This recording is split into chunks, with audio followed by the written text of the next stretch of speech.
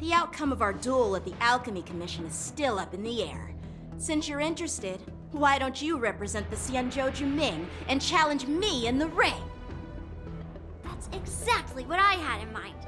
Nobody knows who's gonna come out on top. It could be me, could be someone else. It'll probably be me. But whatever happens, it won't be him.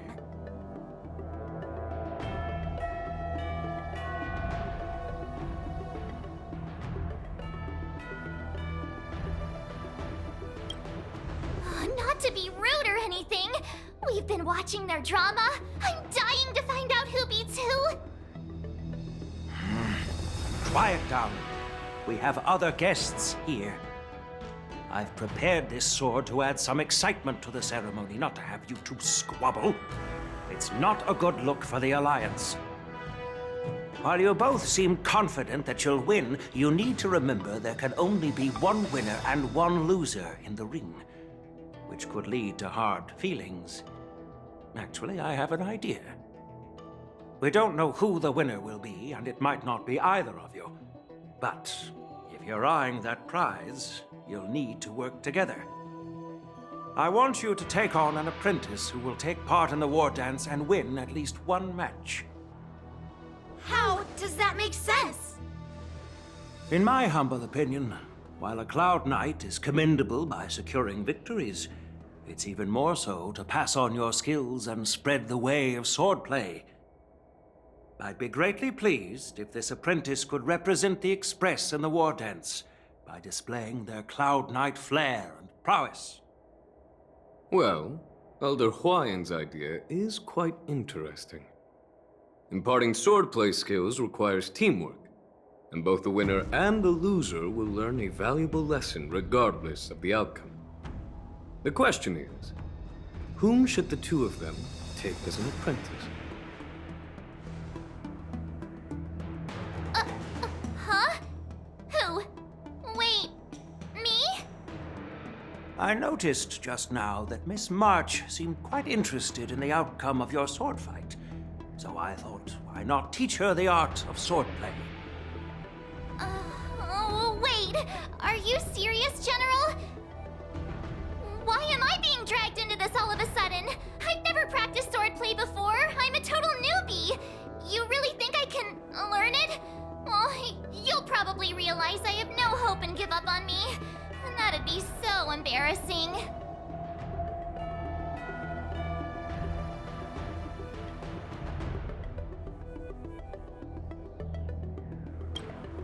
Things are already complicated enough as they are. He strikes like lightning. Does Mr. Don Hong really need anyone's guidance? As for Miss March, she's like a piece of jade in the rough, just waiting to be shaped. I appreciate your kind words, General Yan.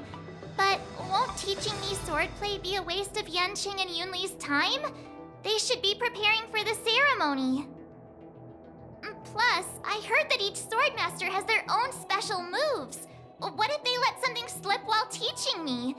If everyone knows each other's tactics, won't that make it hard to catch people off guard during the war dance? That's considerate of you, March 7th. But don't worry. It'll take you at least a decade of hard training before you can even start learning special moves. No need to freak out. A few Juming swordplay tricks will mean you'll be more than equipped. Really? Looks like March's curiosity has been piqued. The whole point is to know each other's moves. Defeating your opponent in just one move? How boring would that be? Plus, what really decides a swordsman's fate isn't some special move. It's the solid fundamentals. So Miss Yunli has already agreed. What do you say, Yanqing? General, I haven't graduated yet. How can I be qualified to teach swordplay to others? So you're admitting your defeat, huh? If you're not even confident to teach, why don't you let me be the ringmaster instead? Yanqing, teaching an apprentice is also a way of honing your own skills and gaining insights. You've been an apprentice for years. It's about time you looked at swordplay from another perspective. I see, General. Then count me in. Now that Yang Cheng has agreed too, it all comes down to Miss March giving her nod. It's up to you to make the final decision, March.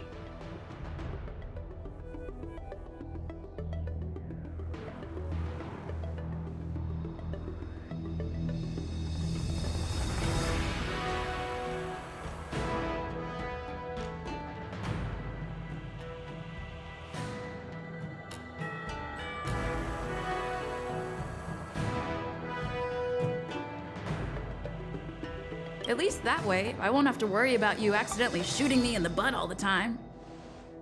Hey, I've never missed my target. Then I'm on board. Thank you for your kindness, General Huayan. Great! Starting tomorrow, Yanqing and Yun Li will teach you the basics of the Cloud Knight's swordplay. Yun Li and I will head out and purchase some sword practice equipment. You're too kind. Wait, you're giving me a gift? Shouldn't it be the other way around?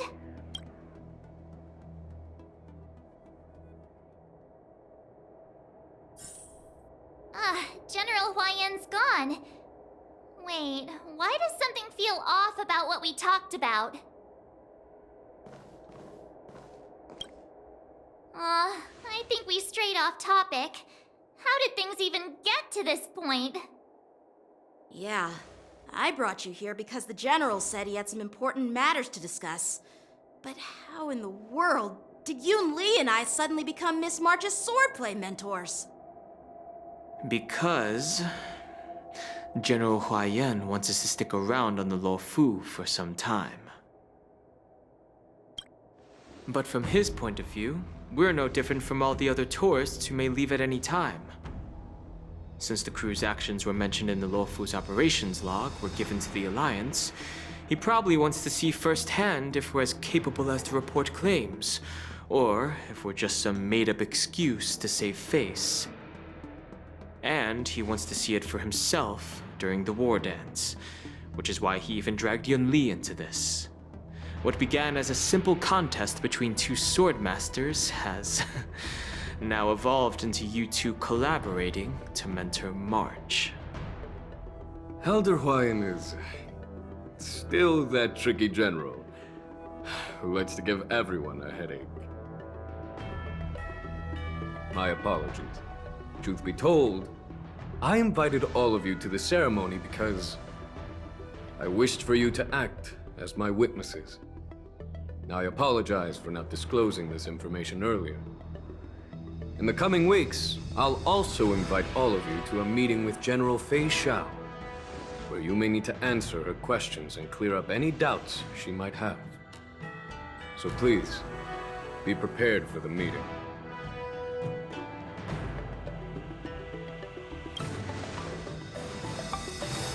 Don't worry, General. No matter what happens, I'm prepared to stay here as the Express's witness and answer any questions. Thank you, everyone. General, I know there isn't much I can do to share your burden, but... As the Luofu Ringmaster, I won't let anyone defeat me in the war dance. I know.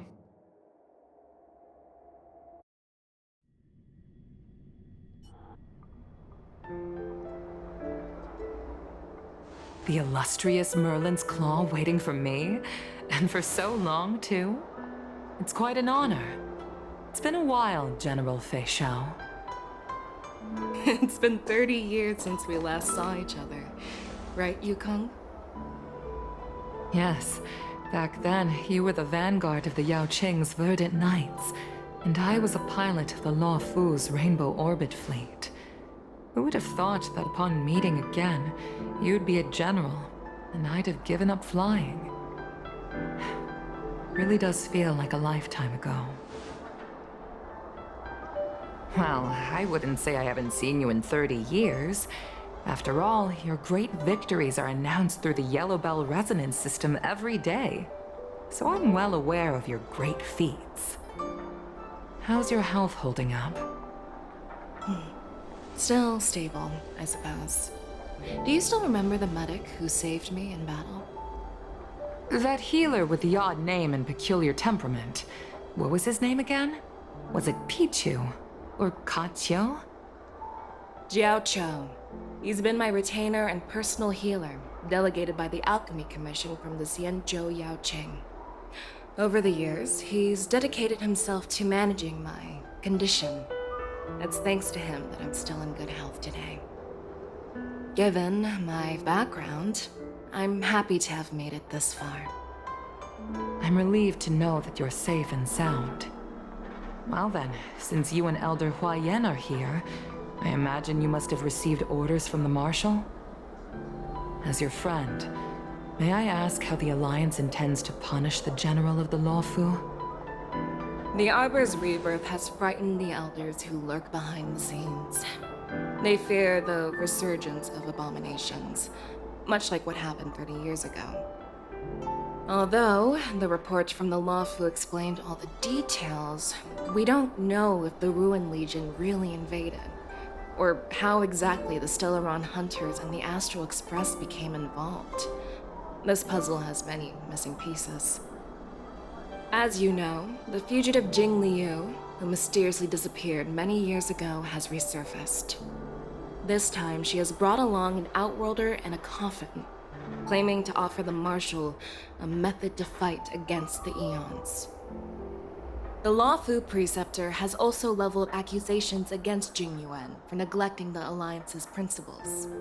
She asserts that Jing Yuan enabled the exiled Imbibitor Lunae to re-enter the Lawfu, thereby unlocking the lunarescent depths within Scale Gorge Waterscape, which in turn disrupted the Vidyadhara's dutiful watch over the Ambrosial Arbor. It is for these reasons that I have come here to the Lawfu today. Well, duty calls. Perhaps I shouldn't have mentioned all of this to an uninvolved person, but since we once fought together, I didn't want to keep you in the dark. Perhaps pretending you didn't hear any of this would be for the best. I understand. I'm sorry. I was out of line. I know I shouldn't be defending General Jing Yuan right now, but... well, you know how I am. The Lawfu has enjoyed centuries of stability since the end of the sedition of Imbibitor Lunae, much of which can be attributed to General Jing Yuan's masterful strategizing. Unfortunately, for long-life species, enduring through the ages always culminates in a failure that undoes all previous achievements. A moment that our adversaries relish. That's true. And that's why I'm also here for another purpose. To visit Hule. Hule? You mean that Hule? The Borisin Warhead? The same Hule who has been imprisoned in the Shackling prison for over 7 centuries? The nemesis of the Foxians who will never be forgiven and shall be imprisoned until the end of the cosmos. I can't quite remember the exact wording, but yes, the very same Hule. Usually, only emissaries from the Xianzhou Yaoqing Skyfaring Commission visit him once every century. Why do you have to visit him now, of all times? The Foxians and the Alliance made a pact to combat the abominations, aiming to achieve justice and free their kin. That werewolf monster is to be forever imprisoned in the dark recesses of the Shackling prison, facing unending retribution. Given the situation on the Lawfu, those on the Yaoqing are concerned about Hule's imprisonment. I'm afraid that the routine visit every century is no longer sufficient to ease their concerns. That's why I was sent here, to reassure them. It's all bad news. Well, not everything. There might be a silver lining. Oh, by the way, I found some clues about the thing you asked for. Tell me more. The Verdant Knights followed the route you mentioned and discovered the wreckage of the Whistling Flame ship. Unfortunately, there were no survivors and no cargo. However, someone had already been on the scene before we arrived. Our people? Or someone from the IPC? No, neither. Yukong, have you heard of a person named Ron May?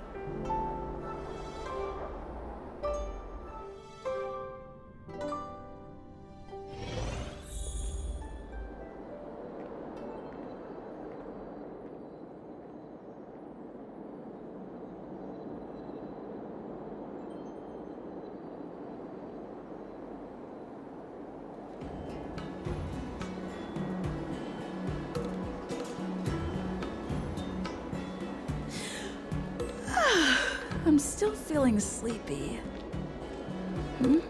Did I oversleep? Where did March and Don Hung go?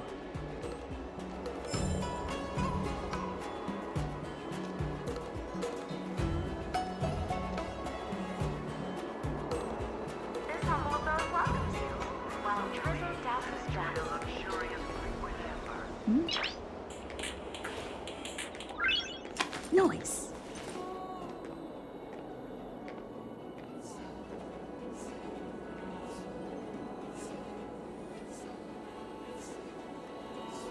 This humble abode welcomes you, while drizzle douse the luxurious liquid amber.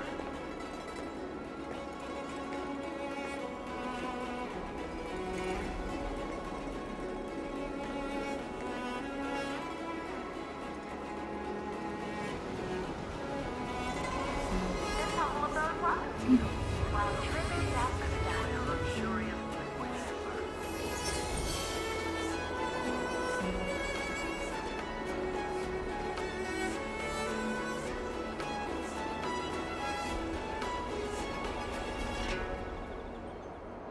This humble abode welcomes you, while a drizzle douses dust. Noise.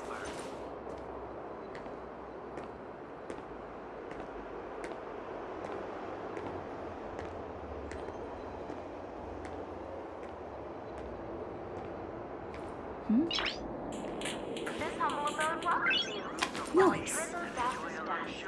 Liquid amber.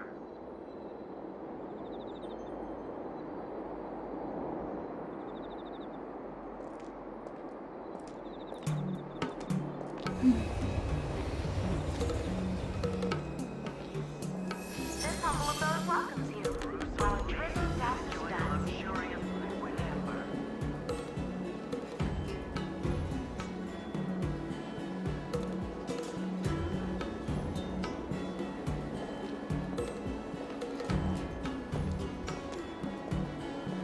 This humble abode welcomes you, while a drizzle douses dust. And enjoy a luxurious liquid amber.